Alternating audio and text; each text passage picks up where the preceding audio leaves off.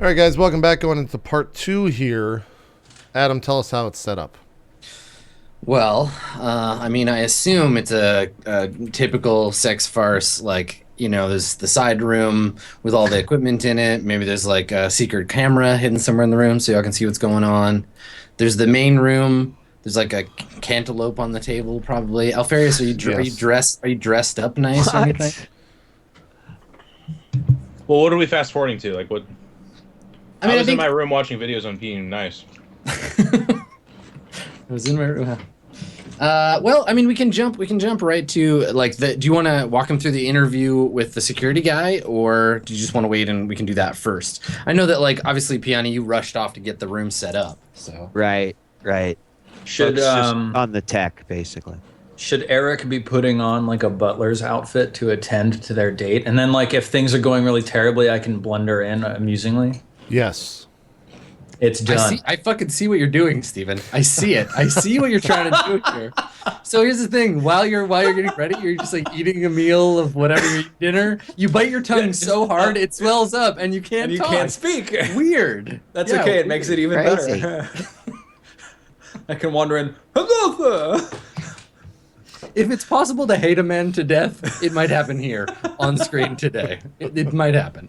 So, yeah. I mean, I guess you want to talk to security first. So you'll wait for that to happen. Yeah. I think we're talking to security, and we've got the in-ear piece, and maybe I'm in the room that answers the door for Okay. Brumpo but apart from that, I leave the room once I introduce them. Okay. All right. So And Piani's in the other room managing all the computer stuff. yeah. So I think that there's a knock on the door. Some hours later. Yeah. There's just like a heavy like thumping like knock on the door. Yes, once if this is about the cantaloupe, we need some more, and then I open the door. Okay. So you open the door, and I guess it opens in, and so you can see, you basically are like nipple height with this huge dude. He's wearing power armor, and it's like 90s Batman style armor, so it's got like nipples on it, and it's all like Yeah. so like anatomically like perfect. Yeah, huge like bright red and blue power armor. He doesn't have a helmet on, but as you look up, you see this like dude with like a perfectly like square jaw and like a buzz cut. And he's wearing aviators, so you see this like curved mirrored reflection of yourself as he looks down. He's got a huge pistol, like it's like as long as like a human thigh, like it's giant. And it's holstered in a like a leather holster hanging off his armor. And yeah, you look up and he just looks down at you, and he's like, Wilbur Higgins. Yes, who's asking? I Yeah, assume. he like pushes past you into the room. Like, he kind of like gives you like pushes you out of the way with one giant hand, and like starts looking around, and just starts to walk around the outside of the room, kind of like picking stuff up. Like he picks up the cushions on the couch, puts them back down, looks at the ceiling, occasionally like talks into his headset. Yeah, someone say he looks like Duke Nukem. That's a pretty Okay. spot on. I guess as he's doing this, I'm saying, sir, we've already swept the room for our own security's sake. I'm not sure. He turns around and he's like, "You'll have to excuse me, Mr. Higgins, but I have my own standards." Okay, You know, like- yeah. When I I- hear that, I can actually just turn any equipment off that might be picked up by his thing. Right? Yeah. Yeah. Sure. I'll yeah, do he's that. not just like visually sweeping the room. He doesn't have like Oh, his okay. armor might All be right. doing something, but yeah, and he keeps like mumbling. to Nah, himself. he's not gonna find my shit. Yeah, so he finishes walking around the room, and he pokes his head into the kitchen, looks around. I'm back there with a tray of ribs. And I turn to him with my tuxedo and like a white towel draped over my arms, and I hold them out to him. I say, "Hello, Miss and guy. Hello. Yeah, It's nice. he just like nice to stares. see you. He looks down. He's like, "What do you got there, son?" Would you like some ribs? They're fresh." He walks over, looks down at them. He's like, "Yeah, Sir, please do not Yes, I offer the. would. And he, like, God damn it, Eric. Yes, I would. yeah." He takes the whole tray and he looks around. He's like, "Do you have any beer?" Yeah, of course. Yes, absolutely. Right here. Is is meat okay, or do you prefer a stout? He just like looks at you. He said, "I said beer, son." Yes. I think we have some Pabst Blue Renaissance in the fridge. Okay. I open the fridge, hand out a nice cold can. Hey, Okay. Yeah, he reaches past you and takes the other 5 cans out of the 6-pack. Cool. And he nods and he's like, "I'll just finish these in the other room." And he turns around and walks out into the room. I like to think that by now they found beer that's not just 0 calories, but actually negative 500. Negative calories. What? It's so hard to digest that it burns energy. I pop the top on my own can and just drink it. All right, yeah. So the security guy walks back in the other room, puts this like tray of ribs and a 5-pack of beer on the table, and he looks around. He looks across the hall or across the room at the other door, which is I guess where Peony is, and then says to you, Higgs, "Anybody else in here?" You mean in the room, sir? He just looks at the door. He's like, "In there. Why's the door closed?" Well, that's where our security team is set up. If you'd like to meet them. He sits down and he says, "I'm gonna eat these ribs. Go ahead and get your security team. I'd love to have a conversation with them." Oh, okay. Okay, yeah. I walk in the room and open it up. I assume you have like a giant array of electronics hooked up. Yeah, it's probably like a corn pressed to her forehead. no, it's probably I really, mean, it's probably really warm in the room, and there's like wires hanging off the ceiling for no reason. it's not that bad. Come on. Your cable discipline's pretty good, Piano. Yeah. Plus, it's not like it took an enormous amount of tech to do this, right? That's true. Okay. Okay. All right. And I'm just like, Miss Pick, the security chief would like to meet you as one security chief to another. Why does he want to meet me? Well, I mean, you're security chief, so you can trade secrets on security, I guess. I don't know. All right, I introduced myself. All right, so you come out into the other room. Yeah. Yeah, and there's a guy. He's got a little like napkin tucked into the front of his power armor now, so it's like covering the front. And he's eating like ribs, and he's already drank 3 of the 5 beers that he has on the table. Just 2 beer cans. And he looks up, I think puts the bone down, like wipes his fingers, stands up, walks over to you, and he's still wearing his power armor, so he's like eating. So he's like wipes his armored fingers, walks over, kind of like looks down at you. He's holds his hand out. I put my hand out and shake it. And he's like, "Security chief, eh?" I am. He's like, "Huh." Like lifts his glasses, and he's got these like perfectly blue eyes. They don't even look real. And he's like, looks at you. He's like, "Pretty cute for a security chief." Puts his glasses back down. Some would say that you've already fallen into her security trap, sir. I never got a name, by the way. He looks over at you angrily, like a sneer on his face. He's like, "It's Beefsteak. I'm Mr. Beefsteak." All right, Mr. Beefsteak. He's like, "And I don't fall into traps. I make them." I just kind of like, all right now, Higgins, just Mr. Beefsteak, it's my pleasure to meet you. Yes, thank you. He looks at you. He's like, "So, what's the security system around here? What are your tricks?" What do you mean? What are our tricks? "Well, I hear Brumpo Tungus is a mean motherfucker. That's what I hear. And he's got He evidence. is. So how are you keeping him safe? How do you sleep at night, keeping a man like that safe?" I mean, frankly, he does a hell of a good job of it himself. You ever seen him in a fight? They talk about how mean he is in the race boat, but you wouldn't believe how mean he is in a fucking bar fight. You know, it's like, "I once heard he took on an entire bar of angry men all at There's once. by actually himself." 12 bars at the same time. Don't even know how I did it. Only heard the He stories. pissed off so many bars that it led to the next bar, and that went 12 bars deep. Can you think of that and imagine that in your head, Mr. Beefsteak? Yeah, he nods and he's like, "Classic. Classic." I'm like, so I go like, you know, we appreciate and practice the more hands-off approach when it comes to security. You know, keep an eye on the area, eyes and ears open, report anything that looks suspicious. Pretty standard protocol when it comes to security. Is there something I should be worried about, Mr. Beefsteak? He looks at you and says, "There's lots of things to be worried about. I'm worried about cancer, for example." I Good answer. totally worried about cancer myself, but I mean in regards to If you Mr. didn't eat so much meat Tonkus. and added some vegetables in your diet, you probably wouldn't need to worry about that, sir. Don't you think that's a very stereotypical thing to say? I mean, his name's Beefsteak. I imagine. Maybe he got his name because he used the beefsteak as a weapon. Sir, do you eat many vegetables? We have some cantaloupe in here. I know it's not a vegetable, but it's close. He looks around the room while you talk, and then he takes the sunglasses off and sets them on the glossy surface of the table with an audible click, and he says, "Listen, we don't get to choose our names, all right? I didn't want to be Mr. Beefsteak, but that's just how the cookie crumbles, all right?" He like, puts his glasses back on. Do you eat many cookies? You just see one like perfectly sculpted blonde eyebrow raise up behind his glasses. See, sir, I've been testing you this entire time, and you seem to keep your cool. So I think you've passed my test. Would you like to meet the man himself? He's just over yonder.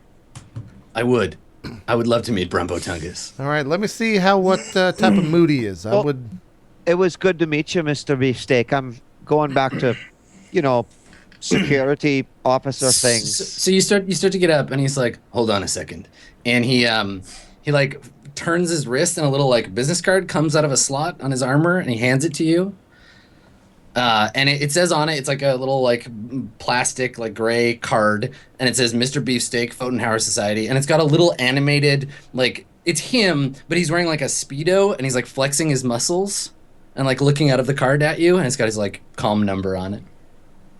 Well, thank you for this, Mr. Beefsteak. I'm sure if I ever Karian would never stand for such behavior. need anything like, I'll give you a call. I hope you do. You know what? I'm like, oh, wait. And I run back in my room. Yeah. And I write my comm number on a piece of paper. Okay. And then I don't have a fancy card like you do here, but, in case you need to call me. All right. Yeah. He takes it very like gently from you, and he like folds it up, and a little slot opens in the front of his armor, pops it in, and it closes. And he's like, "Thank you. I will." Mr. Beefsteak, you be careful about putting that too close to your heart, you see. He like looks over his glass at you. He's like, "I would never. I'm a professional." Okay. All right. 1 second. Let me go collect Mr. Brumpus Tungus for you. 1 second. I go in the room, and I'm just like, "Sir Tungus." As you open the door, it's mostly dark, and I have my back to you, and I'm just buttoning up a all-white cowboy suit, like a Western, like bow tie, hat, everything. Or not bow tie, Bowie tie is what it's called. Right? Yeah, one of the little bolos with the Yeah. beautiful. And then I just turn, like you can just see it my side of my head, and I say, "Is it time?" Yes. The security officer, Mr. Beefsteak, wishes to have a meeting. So, if you'd like, and you're ready. Yep, I turn around, give him a nod, and come walking out. Okay, as you start walking out, I'm kind of looking at the ground running. I'm just spitting a bunch of bullshit out, saying like what your schedule is for the evening and all that stuff. And then at the end, there's cantaloupe on the table if you do wish to divulge yourself. All right. I enter the room and stop, and as you say, there's cantaloupe on the table.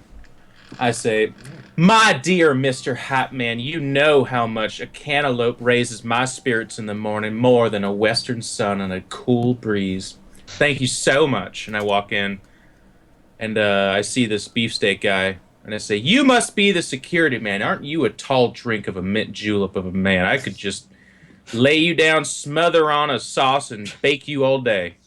He stands up and he says, "I don't understand anything you just said, but thank you." It's probably mostly unintelligible, but I'll tell you what you just said made perfect sense. Please sit down. You are a guest in our home, and I am so happy to have you here. He looks back at this. He's like, "I was just sitting down." Yes, but you're now... You know what? You caught me in a bit of a tongue twister right now. Touching down on my mind like the hand of God itself. I am so betwixt thoughts right now that I cannot straighten them out. You'll have to forgive me for the confusions. Can I get you a drink? Did they already offer you that piss water beer? We have better stuff. He says, I shouldn't, really. I'm on the job."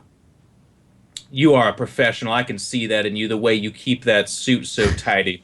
I like a man that isn't afraid to wipe a little bit of steak sauce on his chest either. I think that brings out a certain ruggedness. As you're talking, he like brings his hand up and like crumples the napkin and just like brings it down to his waist. As he's doing that, I move over and sit myself down and cross my legs. Okay. So he stands there and he kind of like folds his arms. There's like a faint grinding noise as the power armor sort of clicks against itself. And he looks at you and he says, "It's my understanding you wanted to meet with my client, Miss Nganzai. Is that true?" I believe it to be the responsibility of any heterosexual man to want to meet your client, as she is probably, if not most certainly, the shiningest star in the sky of our own night right now. I kind of chime in and say, Mr. Tungus, you're selling yourself short. You've raced across the galaxy, remember? I didn't want to come off as too imprudent. The fact of the matter is, if I don't have a moments of time with this woman, there's a good chance my heart just might stop moving altogether. We would not like that, Mr. Beefsteak, as he does have a race this weekend. I'm sure you're The only race going on right now is my thoughts as I'm thinking about what I would say to such a beautiful little young lass. Of course, Mr. Tungus, that is correct. I forget. And he's just been kind of like looking back and forth between you while you're talking. Can I just say, before we get too far down the topic line as well, I understand you to be Fotenhau, is that correct? That's right. Can I just say, with probably one of the most educated minds in the room outside of yourself, that Fotenhau happens to be led by one of the most goddamn charismatic, beautiful, and probably well thought out human beings I've ever come to even deign to encounter. I just have to say, that Mr. Sicarian, he is as shiny and great as there ever was in any story or Swan Song game ever played, for sure. Looks at you, he's like, yeah, I hear he's pretty great. You've never met Mr. Sicarian? I've only read the data feeds about him. He's simply just a one of a kind, that one. You know, I want a unique character, never to be replicated. Certainly no Vincent Longbourn is anything like him, for sure. From the other room, oh, Mr. Sakarian's very nice. I liked him a lot. Yeah, well, if I ever see him, I'll tell him Brumpo Tungus says hi, but... So I'm here to check out your security, and everything seems up to par. You seem like a complete lunatic, no offense. I get that a lot. My kindness can be a little bit overwhelming, especially for such a big, burly man like yourself. I'm sure you're used to more straight and narrow type of characters, if I'm not mistaken. Listen, I mean, I don't want to get too personal with you here, but you don't really know me, so... He, like, looks around. I think I'm going to go. This has gotten weird, and I'm not getting paid for weird, so... To be fair, you're a super archetypical, very stereotypical character for security. I could make a lot of probably judgments about you, and you've made them about me. The fact of the matter is, you are here because you're a lackey for a more important person to assess the security of a team of people that are more important than you as well. You'll be able to deem that I'm here safe, maybe a little bit crazy because you're uncomfortable with proper feelings and kindness. I understand. Your dad did things that you probably shouldn't have and created such a thing as yourself. But here we are, nonetheless. Tell your person who pays you money so that you may exist that it's all okay. So he looks at you, and we see his face, and we see Brumpo Tungus and Higgs each reflected in one of his glasses, and there's like a brief flash, and we see like a cottage on a farm somewhere. There's some like space cows, and we see a young boy in overalls, you know, playing with a stick like it's a gun, running around, and we see a man, a kind of farmer-looking guy with a piece of straw sticking out of his mouth, sitting on a stump, looking across at his boy, just nodding. And then it flashes forward to, you know, he's wearing a suit now. There's a kid, he's kind of growing up. He's going off to when they're at a spaceport, and his old dad's there, and he's shaking his hand. He's like, "Make me proud, son." And the kid gets on a spaceship and flies away. And then later we see that farm exploding as pirate ships bombard it with lasers. And we cut back to the room, and all we see is underneath his mirrored sunglasses, just a single tear just slides down Mr. Beefsteak's face. And he salutes you. And he's like, everything seems in order here. I gotta go. And he turns on a heel and heads for the door. Sir, will we be in contact? I'm not sure how this went. You seem to be crying for some reason. He turns around and he's like, I'm not. Everything's fine. I'm fine. Okay, I mean, I won't mention that in the discussions. He walks. Just have to leave. I have to go. In the other room, I've actually got the entire table floating in the air as I'm sweeping underneath it. I just nod at him as he comes out. Yeah, he walks past you and walks out. As he kind of steps out, I'm like shaking my head. I'm just like, I did not get the character correct. I'm sorry. I think sometimes men like that will respond well to how you have treated him. So I would assume all things are in order. As long as you guys are, I honestly have no idea what's going on. But yeah, you've asked me to do these things. I'll continue. Yeah, it's great. Keep on studying those videos, please. I'll be in my room. Okay, all right. Turn some lights on too. That's creepy. I see better in the night, and he like closes the door as he. I walk into the security room. I've got my arms at my hips. It's like, well, I thought that went pretty well, don't you? I'm talking to Piani at this point. I mean, I feel like it would have been more entertaining for me if you would have just spoken every word and had but yeah, it actually went quite well, I think.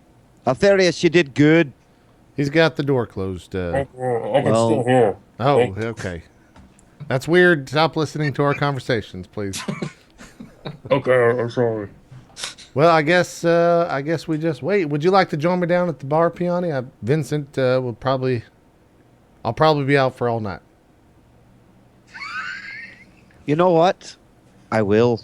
Okay, good.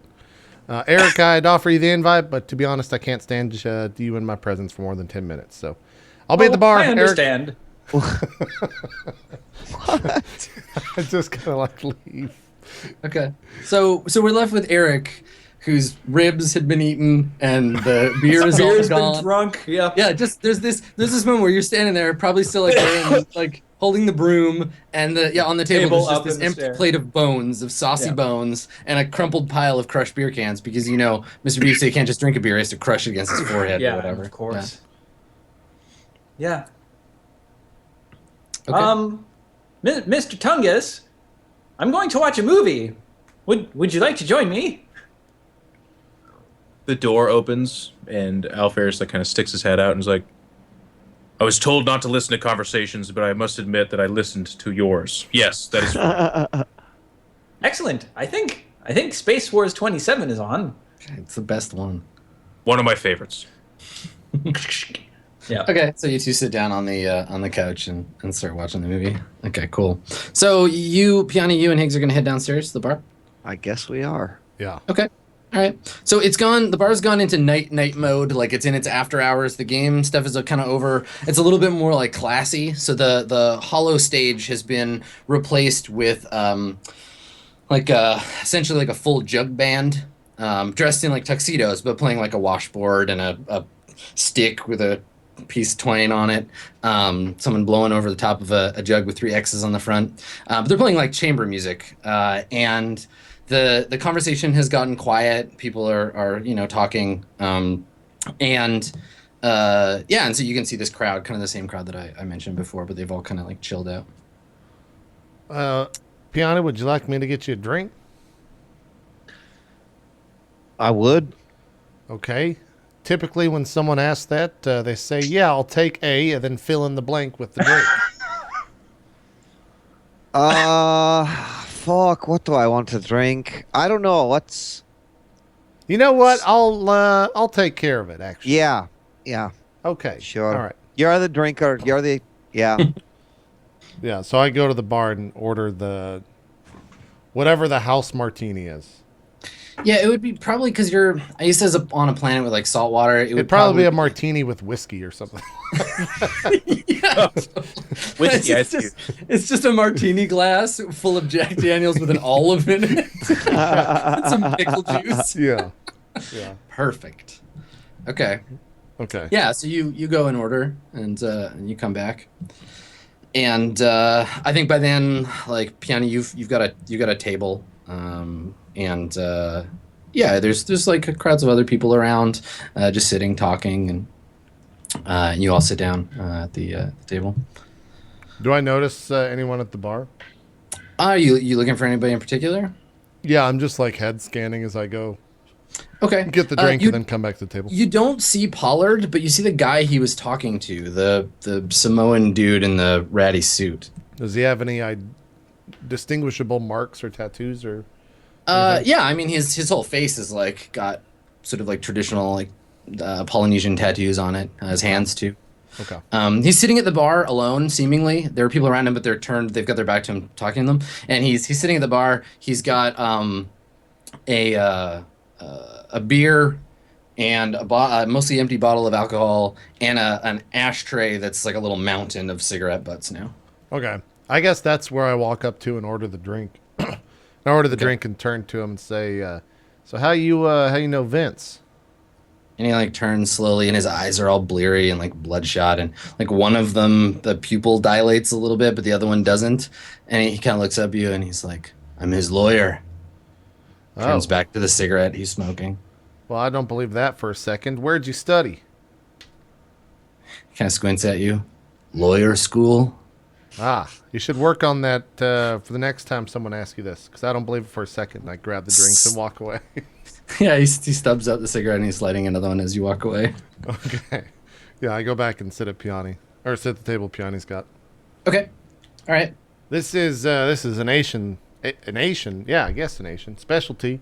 It's martini, but you see, instead of what they usually use, there's just whiskey.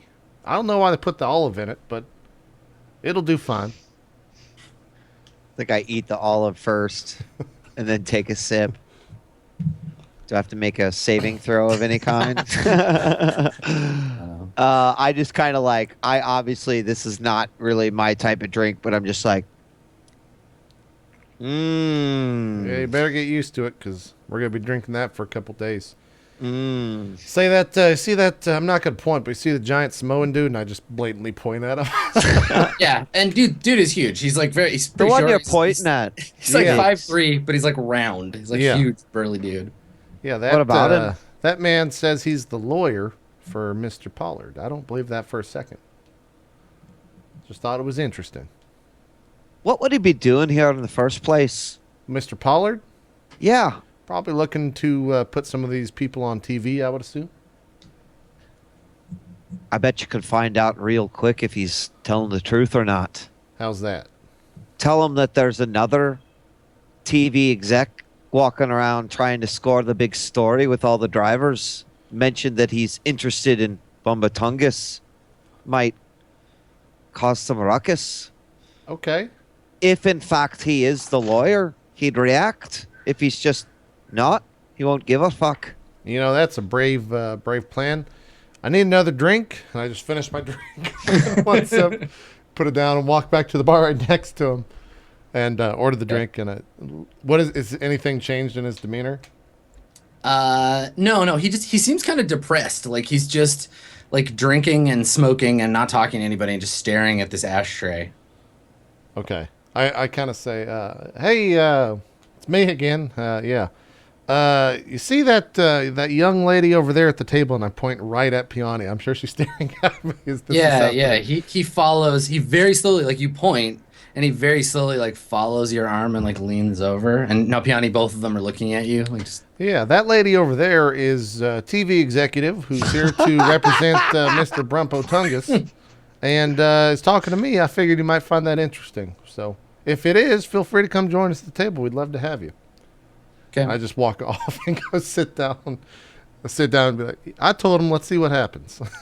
You told them what? I told him that there's Yeah, I another. saw you pointed at me. Yeah. What the fuck you pointing at me for? No, I was pointing at the guy on the other side of the table. I was pointing at that, sir. That gentleman right there. I think you're lying, Higgs. Well, you know me better than most. Just kind of like lean back. You're not wrong. Then I just So- wait. I'm Yeah, just like it's- kind of like my eyeballs are as wide as they could be for just like what the fuck is about to happen. So the two of you are maybe watching this guy, and he follows Higgs. He watches Higgs walk over the table, and then he turns and you see him like wipe his forehead, and then that doesn't seem sufficient, so he like grabs a wad of napkins and like wipes the sweat off his forehead, and then crumples them up, puts them on the bar, and he pulls up his briefcase onto the bar, knocks over his drink, kind of looks around like nervously, like looks at the spill for a second, opens the briefcase up, but not all the way, like opens it a little and like peers into it, like he's looking through like a door, looks in, closes it, looks in again, closes it, latches Which it. guy is this? This is the the small lawyer guy. guy. Yeah. Oh, okay. And he pulls he like yanks the briefcase off the bar, straightens his tie, and steps down off the stool, and starts to walk towards you. He's walking over to your table. All right, Piani, you were right. I was lying. You're now a TV exec. Good luck. And I just kind of like, I immediately turn and just stare at this guy with a big smile as he walks over the table. I'm just like, oh my god. Yeah. So he walks over, and he just stands there, like next to the table, staring at you, Piani. Hello, I don't think we've Unblinking met yet. sweat. Can I help you, sir? You tried one of these fucking martinis? He looks at them and he mumbles something. He's just like, garbage, garbage. Drinks on this planet. Oh, You- I actually agree with you on that. Definitely not my cup of tea. Sir, do you have a name? You feel free to sit down at our table, but we need a name first. He says, yeah, hang on. And he reaches into his pocket and he pulls out a bunch of stuff. I think like some keys, like a keychain falls on the table. It's got a little like like a boat floater on it with a like a piece of pizza on the side of it. Some paper clips, and he pulls out a crumpled up business card. He's like, "It's my last one," and he hands it to you, Piani. I like Oh. uncrumple the rest of it. And Yeah, it yeah, reads, And it's like it's a little damp when he hands it to you, so the ink has run a little. It's got a picture of like scales on one side. The name is all blurry, like it's got a thumb smear where the name would be, and there's like a comm number. And he like folds his arms and looks at you like, yeah, see, I'm a real lawyer. I told you. what? I can't read the name right there. Well, hold on. Let me look at the card. I'll pull the card over it, sir. Yeah, no, that's intelligible. What the fuck's your name? He looks around like really conspiratorial. He's like, it's not safe to use real names here. You understand? You can call me Dr. Loco. Yeah. Yeah, that'll do. Okay. Well, this just got much more interesting, didn't it, Piani? Dr. Loco, And he Have sits a down. seat. Yeah, he's before you even finish, like have a seat. He sits down and like pops open his briefcase again, like conspiratorially, and like reaches a fat, sweaty hand inside and pulls out an inhaler, and he shakes it next to his ear. He's like, "You two got the fever?" No, I'm not partaking in that. But Miss Pick, How about you? correct? Holds the inhaler out to you. to me? Yeah. Oh, yeah. Piani grabs it, Yeah. and she does the old, like, fake snorting a line of coke. Right. And she, you like, like inhale it but blow it up the side of your mouth, yep. or just hold it and go, "Yeah, it's good." Exactly. Okay, yeah. He sits there and watches you like really intently, but doesn't seem to notice that you didn't actually do it. And then he takes it from you, and he like unscrews it, puts in another one from his briefcase, inhales the whole thing in one go. It's like holding his breath. It's like, so this planet's pretty fucked up. And then exhales this sort of cloud of smoke. It is. I mean, you being a lawyer, you must know all about it. Are you just visiting then? You said you hated the drinks there. I gotta imagine you, like me, a fucking tourist here for the race. Well, I go where the work is, and clients here and needed my legal assistance. So, Do I know blue fever to be hallucinogenic? no. What are the it's- effects of it again? It's like an intense amphetamine. It just gets you like totally ramped up, and then you crash. Oh, okay. Okay. Yeah. I You know don't that say from anything. personal experience. So. Sure, yeah. I've just got my arm crossed. I'm just letting Piani do the most of the talking. Yeah, so I asked him if he was. Oh, he said he was here Yeah. visiting clients. Yeah. Clients? Anyone I might know? He looks at you and says, "That's privileged information, ma'am." Okay.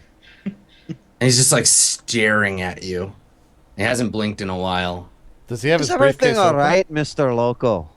The briefcase is unlocked. Yeah, the clasps are open. Okay. He says to you, he's like, "Oh yeah, I'm fine." It's starting to kick in. He like blinks hard a couple of times. So, you're fine.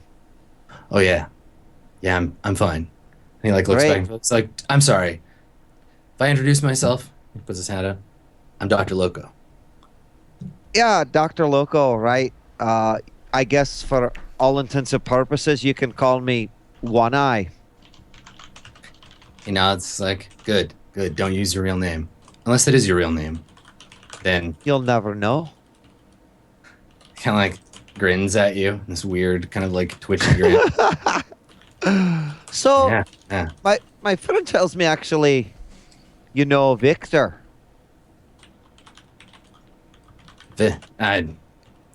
Maybe I don't know. Well, I just, I do some TV stuff myself. Oh yeah, Pollard. He's a producer, client of mine. I shouldn't have said that. Oh, no, it's okay, all right. We need lawyers. I'm glad he's got someone like you watching his back. You looking for a lawyer? I'm very good.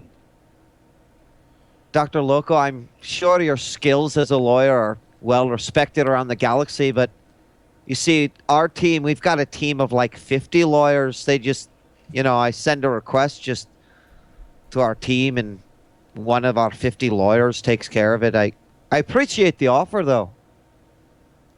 He nods. Looks around. I think this whole place is full of lawyers, if you ask me. See that guy over there? And he points at some like random like ASIN mechanic. He's like, I think he's a lawyer. Never be too careful. You can't be. You can't be. So what kind of services do you offer? Say I need them, Primarily maritime law. Oh. What's the maritime law on a vehicle that enters low orbit? Well, that's space law. That's very different.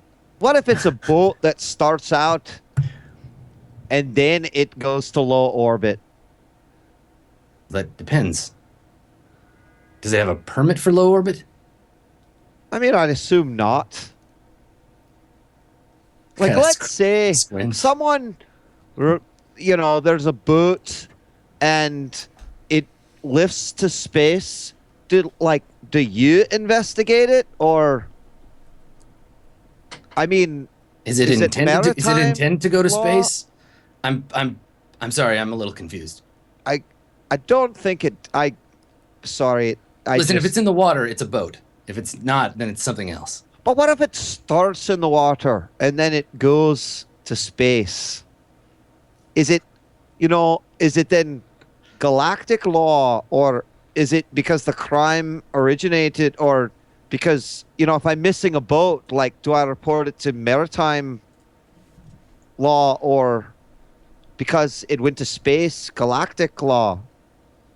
It's just kind of like you could see him trying to like figure out what the fuck you're talking about. It's the gears are just grinding. All right, well, it's a stupid question anyway. It's an argument with my friend. So he says, he's like, all right, I need a drink. He looks at you, Higgs. Like, you need a drink? You want a drink? Drinks? Yeah, you know what? I'll go ahead and get it. You could stay here. What would you like, sir? He kind of squints at you. He's like, you know what? I'm gonna go. And he stands up and he like knocks his seat over, and suddenly just like scrambles from the room. Like he just walks out. And he's trying to walk casually, but he's like kind of swerving a little. And he bumps into somebody, and then like disappears into the bathroom, I think. I turn to Pion and be like, you know what? I feel like fucking with someone tonight. I follow him to the bathroom. Okay, all right. All right. So, yeah, you two head that way, and I think that we fade out and we hear the sound of like a phone ringing, and we fade in on the two of you, Eric and Alfarius, sitting, in the room. Maybe the movie is ending. The Space Wars 27 movie that you were watching is over, and the phone starts to ring. Okay. I'd probably go answer it, pick it up. Hello? Okay. So it's a woman from the front desk. She's like, I'm sorry, is this Brumpo Tungus' room? Yes. This is Mr. Tungus' room. I'm sorry. Of course. You have a guest, Mr. Tungus. Oh no! I'm not Mr. Tungus. I'm the mechanic. No. I'll tell him that we have a guest, and then I'll tell you what he has to say. Cover the speaker. Excuse me, Mr. Tungus. You have a visitor at the front desk. Ask her who it is. He said to ask you who it is. So, who is it? It's a Miss Kira Nganzai. Yes, I shall see her immediately. Tell him that. Tell her that. Tell her that I will see her. I'm to tell you that he'll see Kira. you immediately. I'll see Kira. He'll see Kira immediately. Yes. Sorry. I mean, I might see the desk lady as well, but that's not what we're talking about. Well, we Should are I- talking about it, but I'm going to see... It's not what I want to talk about. He You understand? thinks he might be seeing you, but I think he might be seeing It's a Kira at this possibility. moment. At this moment, I think he has an appointment with Kira. So if you'd like to come see him later, then please ring back again. Thank you. Goodbye. Click. Eric, you handled that fantastically. It was confusing for a minute. Okay. I still don't understand what just happened. I'm in a constant state of not understanding. It's fine. I go put on my white cowboy outfit and head Okay. downstairs. Okay, so you're gonna meet her downstairs? Yep. Okay. All right. So we just skipped you downstairs. Are you gonna go too, Eric? Yeah, totally. Okay. I'm in my butler outfit. I've got my white towel draped. Where over my- did you get a butler's outfit from, Eric? It's a tuxedo. They're everywhere. They're literally everywhere.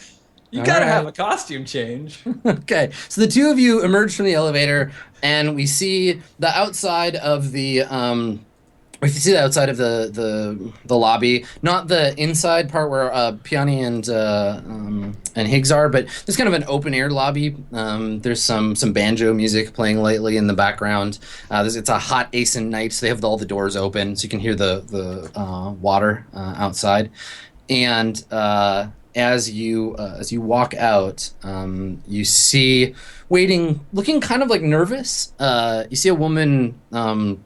She's wearing it's Kira Nganzai, but she's wearing, instead of her like racing outfit, she's just got like a black T-shirt with the sleeves cut off on, with a like logo on the front you can't see from this distance, and she's got like jeans and sneakers, and she's like looking at her compad, kind of leaned against the desk, the front desk when you come up. When the girl at the front desk sees you, the two of you, she literally just like scrambles away in the opposite direction. Like she's just gone as soon as she sees Brumpo Tungus. Okay. I come walking up, and I say, Miss Ngazi, my name is Brumpo Tungus, but you need no introduction. Does the sun in the sky need an introduction? Does a cityscape behind the beautiful stars of a midnight prairie, some shit or another, need an introduction? I don't think so. I'm here to witness upon your beauty, and if you'll tolerate me, I would like to shake your hand, as is commonplace amongst them. I think that she looks at you very slowly up from her phone, and then looks at Eric. Eric is standing back there with like a signing board and a pen, holding in his hands, just looking very, very starry-eyed. And then she looks back at you, Alfarius, and she says, I'm sorry, you're Brumpo Tungus. Yeah, I'm the man that's gonna crush you in the race, but wants to make friends with you as it is polite to do with lesser beings. That's correct. She kind of scowls. She's like,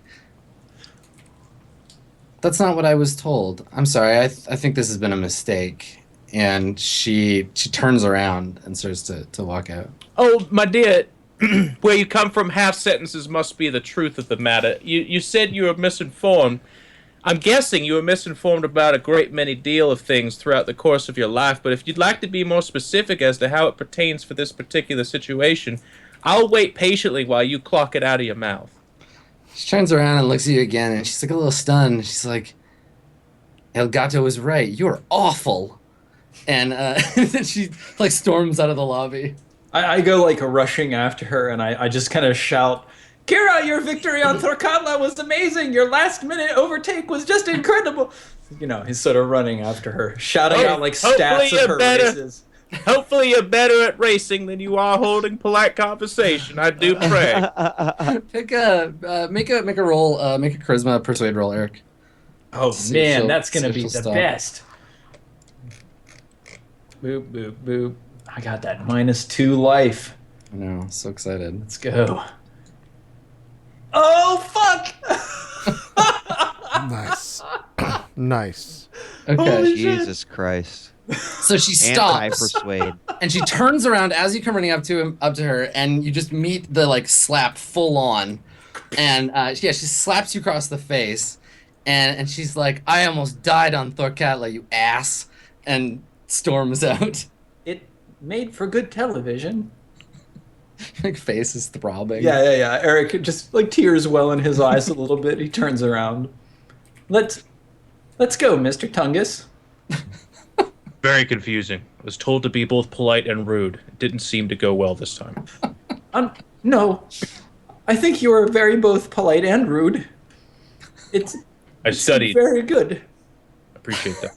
Okay. So, are you gonna go join Higgs and Piani, or are you gonna go back to the room? What's the plan? Maybe we should call that front desk woman. She seemed very interested in meeting you. She did say something about wanting to see me, so yeah, we might need to pursue that later, yes. Okay. Okay. All right. So, Higgs, where did you go after you followed the dude into I the... followed him to the restroom, yeah. Okay. All right. Yeah, so you follow him, and he goes not into either of the restrooms, but into the janitor's closet in the same hallway. Just like walks up to the closet, opens it. His briefcase is open now. He's been like dropping like papers and stuff on the floor as he's walked out. And yeah, he just pushes open the janitor's closet and walks in. Okay. I follow him in and shut the door. Okay. Is it like a small, super small closet? It's like pretty little, yeah. Okay. It's not like tiny, but you get in there. Is it lit? And yeah. There's a bulb with a string, so he's pulled on it, and he hears the door close. He turns around, he looks at you, and he's like, "Do you have an appointment?" Sir, please do not say any more. I have reason to believe that they're listening. So he looks at you, and he nods. It's like they're always listening. Here, Sir, hold on. you've said too. Oh. And he like goes through what's left of his briefcase, and he hands you a sheet of like paper, essentially like e-paper with a contract on it and a stylus. And he's like, "If you sign that, you're my client. Then I can't tell anybody about this conversation." I kind of look at him and look down and be like, I don't think anyone needs to know about this conversation. Just listen, just sign it. Just sign it and give me 1 credit. Then I'm working for you. That's how it works. I scribble my name down and give him a credit. Okay. Yeah. So you touch cred sticks, and he takes a credit. He's like, "Good. All right." And he like sweeps the front of him. He's got some crumbs on him, and he sits down on a bucket. And he looks around and gestures somewhere. He's like, "Please sit down." By all means, sir, you go ahead and sit down. It seems like you need it more. I'm going to worry about the room. I'm going to check for the standard precautions, and I just start like feeling around the edges of the door. Okay. Yeah. He sits down. And sometimes they can sneak his hair back. Yeah, sometimes they can sneak a microphone through the crevices of the door once you get inside. Gotta be careful. I know all about the crevices, Mr. I'm sorry, what was your name? They call me Randy. Mr. Randy. Yes. Savage. Got it. Yeah. Be like, Okay. So what is it you're really in town for? Because you're obviously, or maybe you are a lawyer, but a little bit of the different kind. He nods. Yes, I'm a lawyer. I'm here working primarily on retainer for Vincent Pollard. He's a famous TV producer. Maybe you've heard of him. Yes, me and Vincent have crossed paths before. He's a completely unstable maniac. Needs constant watching. I don't know where he is right now. I'm failing at my job. It's fine. It's fine. Don't worry about it. We're currently involved in a Fear and Loathing Las Vegas remake. I was like, I'm sure he's okay if I know Vince, as I do, he's probably just out partying. Not really anything you need to worry about. He nods. He says, yes, he's a very busy man. But what can I do for you? Well, I'm just, I'm just batting 1,000 here. Wondering if, I kind of look at him and say that and wince a little bit. So I'm just wondering if, you represent any other racers out there. He shakes his head. He says, no, see, that's the problem with these racers. By the time they need legal aid, they're usually dead. And it's the families. Those are the ones. That's the big money. I'm hoping to pick up a new client after the race. You know, there's always 2 or 3 people who explode for no reason. Have you ever met Miss Ngazi, the famous racer? He nods. No, I absolutely have not. But she's very famous. It's a big deal. Yes. I hear, and he looks around as if he can see if there was someone listening. He's like, I hear she has a special boat. Really? I've not heard that. What do you know about this boat? Well, and this is just between a client and his lawyer. But Of course. I mean, that signature means everything. he says that's how it works. Lawyer-client privilege works both ways. So if I tell you something, you can't tell anybody. Yes, of course. So I hear this boat is actually a spaceship. Really? Yes. Well, how do they race a spaceship in a hyperboat race, sir? How indeed. How indeed. A feat of engineering. I can't wait to see it. It's probably incredibly illegal. Worth a lot of money. Do you know anything else about this particular boat? Only that it's probably worth a great deal in the right hands. I mean, it's useful for racing, but if somebody could get their hands on it, I hear sunbeams after the thing, which means they didn't make it. That's true. Which means who made it? I don't understand. Do you know who made it? He shrugs.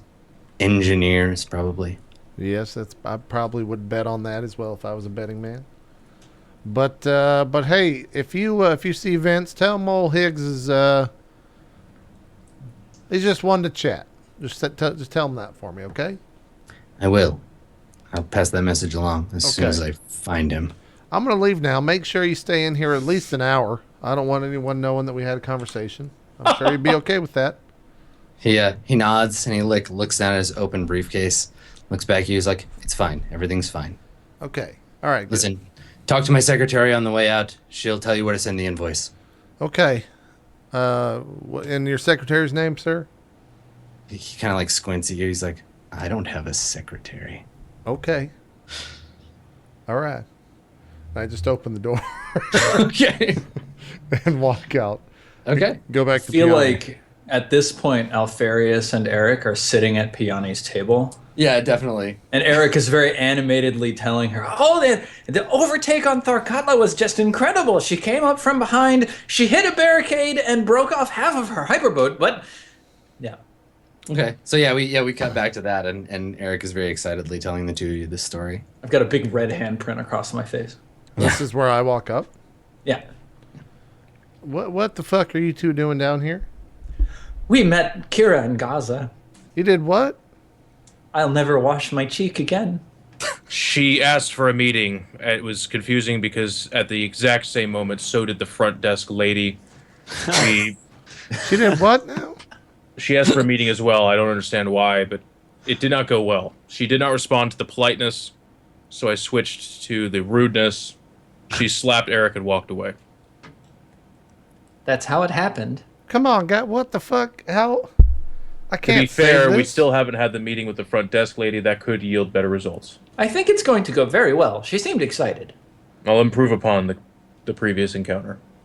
I just kind of look over at Piani. I'm just like, you got anything you want to say to your two dimwit kids here that just fucked the entire plan up? Hi, I can't say I haven't done it myself before. I forgive you. It's okay. Don't listen to Higgs. Everything's fine. Yeah. Thank you. Well, So you notice just as you're talking, when you come back to the table, Higgs, and maybe your eyes are drawn to it while you're having this conversation, but you notice the lawyer's keys are still on the table. There's like the key ring on the table and like a handful of his papers and stuff there. Okay. I guess I look at his keys, like how many are on there? There's like a vehicle key of some kind. There's a couple of sort of miscellaneous keys that you don't recognize, and then there's like a heavy kind of like door key. Okay. And in the papers, what are they? Subject or title? They seem to be mostly insane scribblings. Yeah, just like a lot of like doodles, lots of like circles and squares and. Hey, Eric, can you make sense of any of this? Is there anything intelligible in here? Yeah, I pick it up and I start looking at it, both with my knowledge of Sigrid and also Hoveda. I mean, it's definitely not writing in Arabic or Norse runes. It just looks like the kind of stuff people draw when they're on the phone, like just like scribbles when he's not paying attention. Yeah. Well, I can't say. I think if we had a cryptographer look at it, we'd get more results, but I can't be sure. Looks like some sort of secret writing. Is there a clicker, like to like honk a horn or lock a card, anything like that on the keyring? Yeah, there definitely would be like a security fob. Sure. Okay. I'll be right back real quick. I just like walk out to the parking lot and just like click it and see if any lights come on. I mean, the parking lot is a idea. long time-honored tradition. The bigger the parking lot, the finer the location. So yeah, there's just this massive field of cars, and yeah, you like walk up and down the rows a little bit, clicking the thing, and then yeah, there's like a honking. You get one of the cars. Okay. I go over and just look at the car. Okay. It's a pretty beat up, like older car, like maybe 20 or 30 years old. It used to probably be like blue, but it's really faded to like a kind of a gray now. There's salt like crusted around the engines, the little like hover pads underneath. And the windshield's got a big crack in it. Some fuzzy pink dice hanging from the rearview mirror. Okay. Does it have a trunk? Yep. Yeah, I go open the trunk. Okay. So you open the trunk and you hear a shriek of terror when you do, and you see Vince Pollard in the trunk of the car.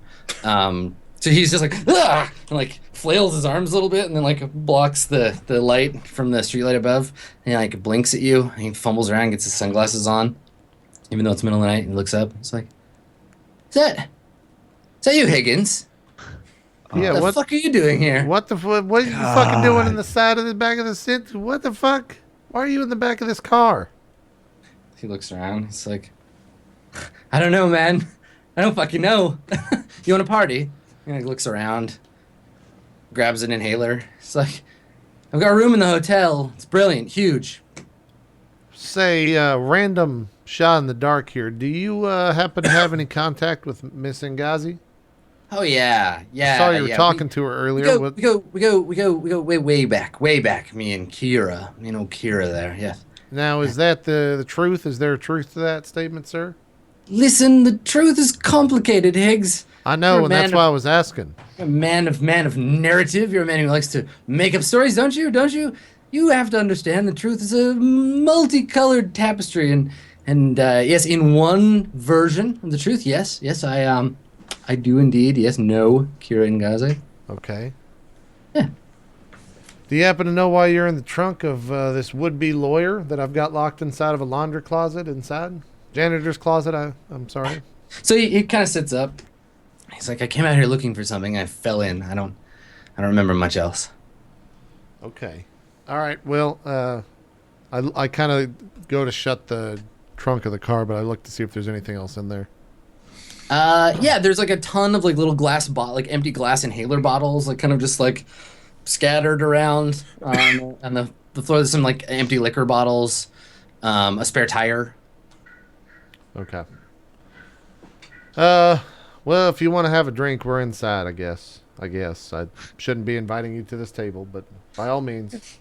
Yeah, he buttons up his shirt and fixes his shorts and follows you into the bar. Okay.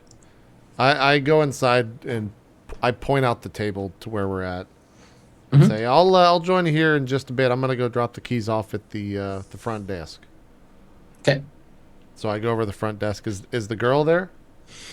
Yeah. She looks at you and she like she sees you coming and turns to walk away, and then the the other one of the guys at the desk like puts his hand up and like stops her, and she can't escape, and she turns and you can see her trembling as you walk up. Ma'am, there seems to have been an issue. This gentleman left his keys on the table over there. He's a older gentleman, I would assume, goes by Dr. Loco or Mr. Loco, something like that. I'm sure he'll come looking for the keys. Just let him know that that Vince left them here for him in case he was ever to get lost.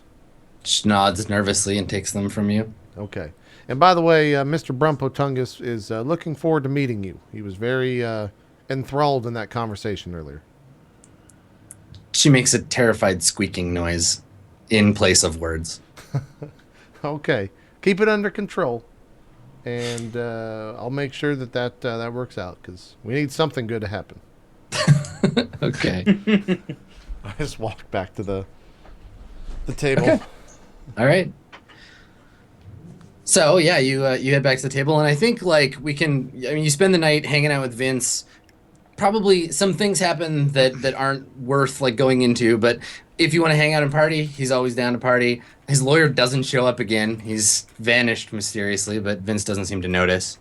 We probably get the short montage of shots of like, you all hanging out or like on the beach. Maybe Alfarius is wrestling a dolphin or something. But it's it's a night on the town with Vince Pollard, and we can probably like fade in on the next day. Okay. As the next thing we do. Great. Okay. Cool. So you're all back in the hotel room. It's the next day. The race is happening in 24 hours. Basically, that's when they're gonna start. Do we have a clock like in 24? Yeah. Exactly. Yeah. So there's 24 hours before the race starts, and you all wake up. You wake up real hungover. Okay. Are we like all in the same bed? Maybe. Yeah. Let's just describe the scene. Where is everybody when you wake up from your night of partying? Oh God. Alfarius I doesn't think- get drunk, so he just slept normal. I woke up in the bathroom for sure, in the tub. Okay. I feel like Are Eric you is still probably... Are you still wearing your normal clothes? I always wear my normal clothes, Adam. Okay. All right. Just I feel checking. like Eric is probably spooning Vince Pollard on the floor. Yeah. Okay. Sure. Yeah. Vince is just wearing his hat and his little shorts, and he's asleep, but he's like kind of kicking like a dog does when it sleeps and like whimpering to himself, and you're just like curled up around him. Okay. Yeah. I would think Higgs is just reading the morning paper with a cigar in his underwear Yeah. at the nearest table, just reading like everything's normal. Okay. Awesome. And Alfarius, where are you? Just in his room, sleeping normally. Yeah. Okay. Cool. Cool. All right. So we fade in on that scene, and we'll take a break here, and we'll jump back and see where you go today. You got 24 hours left. Okay. Oh All right. my We'll, God. we'll figure. I guess we'll figure it out after this. We'll take this quick break. Come back, go into hour 3 right after this. Don't go to more RollPlay Swan Song coming up. We'll see you guys then.